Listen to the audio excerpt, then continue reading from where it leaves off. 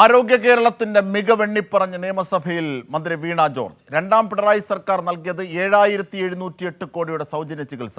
സർക്കാർ ആശുപത്രികളിൽ ഉപകരണങ്ങൾ രോഗികൾ വാങ്ങേണ്ട സാഹചര്യമില്ല. 25,17,000 ആളുകൾക്കാണ് സൗജന്യ ചികിത്സ നൽകിയതെന്നും മന്ത്രി സഭയെ അറിയിച്ചു. സൗജന്യ ചികിത്സാ പദ്ധതിയിൽ ഉൾപ്പെട്ട രോഗികൾ സ്വന്തം നിലയ്ക്ക് ഉപകരണങ്ങൾ വാങ്ങുന്നത് സർക്കാർ മാർഗനിർദ്ദേശങ്ങൾക്ക് അനുസൃതമല്ല. രോഗികളിൽ നിന്ന് പണം ഈടാക്കി ഫ്ലെക്സിസ്കോപ്പ് വാങ്ങുന്നത് നിരുത്സാഹപ്പെടുത്തണമെന്നും അങ്ങനെ വാങ്ങേണ്ട സാഹചര്യം ഉണ്ടായാൽ ഡിപ്പാർട്ട്മെൻറ്റ് മെഡിക്കൽ കോളേജ് അധികൃതരെ നിർബന്ധമായും അറിയിച്ചിരിക്കണമെന്നും സമിതി ശുപാർശ ചെയ്തിട്ടുണ്ട്.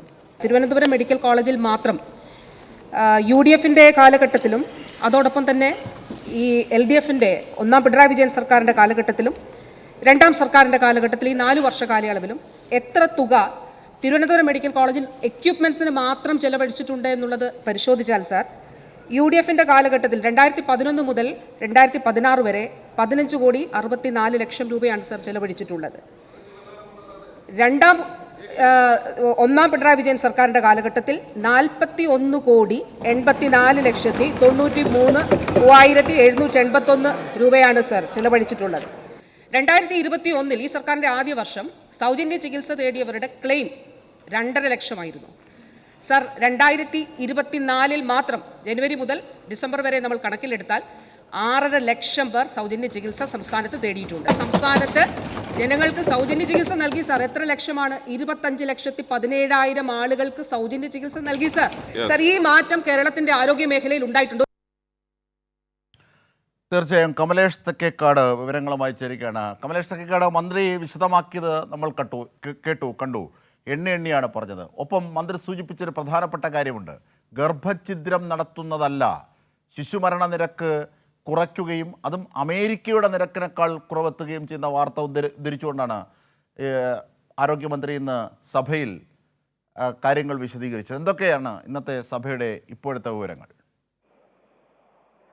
അജിംഷാദ്, കഴിഞ്ഞ കുറച്ച് നാളുകളായി സംസ്ഥാനത്തെ ആരോഗ്യ മേഖല പൂർണ്ണമായും തകർന്നു എന്ന നിലയിലുള്ള കുപ്രചരണങ്ങൾക്കാണ് പ്രതിപക്ഷം സംസ്ഥാനത്ത് നേതൃത്വം നൽകുന്നത്. അതിന്റെ ഭാഗമായി പലതരത്തിലുള്ള അഭിപ്രായ പ്രകടനങ്ങൾ, വിമർശനങ്ങളൊക്കെ തന്നെ പ്രതിപക്ഷ നേതാക്കളുടെ ഭാഗത്തു നിന്നും ഉയർന്നു വരുന്നുണ്ട്.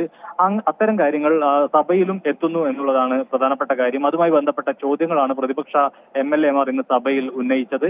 ആ ചോദ്യങ്ങൾക്ക് മറുപടി വളരെ കൃത്യമായ കണക്കുകൾ വെച്ചുകൊണ്ട് അക്കമിട്ട് നിരത്തിക്കൊണ്ടാണ് ആരോഗ്യമന്ത്രി അതിനുള്ള മറുപടി നൽകിയിട്ടുള്ളത്. അത് തന്നെയാണ് ഇപ്പോൾ ആരോഗ്യമന്ത്രിയുടെ വാക്കുകളിൽ നിന്ന് നമുക്ക് വ്യക്തമായിട്ടുമുള്ളത്.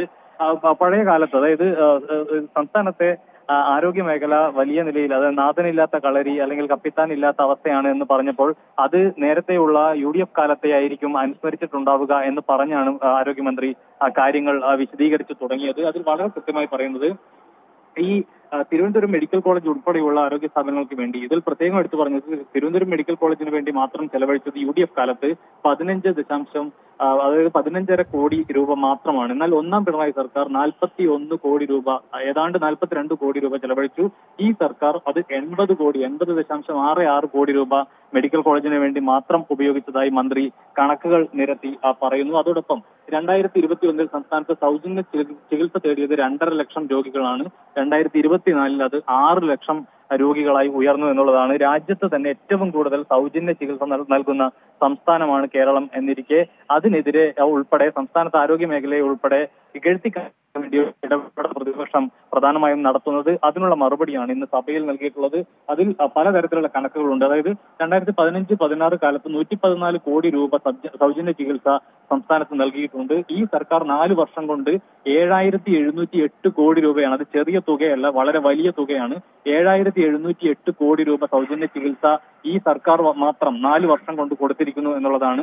25,17,000 ആളുകൾക്കാണ് സൗജന്യ ചികിത്സ നൽകിയത് എന്നത് വളരെ പ്രധാനപ്പെട്ട ഒരു കണക്ക് കൂടിയാണ്. അതോടൊപ്പം ഈ കാത്ത് ലാബുകളെ സംബന്ധിച്ച് ചില ചോദ്യങ്ങൾ ഉൾപ്പെടെ, അതായത് സംസ്ഥാനത്തെ വിവിധ ആശുപത്രികളിൽ, ജില്ലാ ആശുപത്രികളിൽ ഉൾപ്പെടെ കാത്ത് ലാബ് സൗകര്യം ഇല്ലാത്തതിനെ സംബന്ധിച്ച് UDF കാലത്ത് ഒരെണ്ണം ഉണ്ടായിരുന്നു എന്നതുൾപ്പെടെയുള്ള കാര്യങ്ങൾ പറഞ്ഞപ്പോൾ UDF കാലത്ത് ഒരു ആശുപത്രിയിൽ പോലും കാത്ത് ലാബ് ഉണ്ടായിരുന്നില്ല. അതായത് 9 വർഷം മുൻപ് സംസ്ഥാനത്ത് ഒരു കാത്ത് ലാബും ഉണ്ടായിരുന്നില്ല. ഇന്ന് വയനാടും കാസർഗോഡും ഉൾപ്പെടെയുള്ള ജില്ലകളിൽ കാത്ത് ലാബ് സൗകര്യമുണ്ട്. 14 ജില്ലകളിലും മെഡിക്കൽ കോളേജ് വരുന്നു. UDF കാലത്ത് ജില്ലാ ആശുപത്രികളുടെ ബോർഡ് മാറ്റി വെക്കുന്ന പ്രവർത്തനം മാത്രമാണ്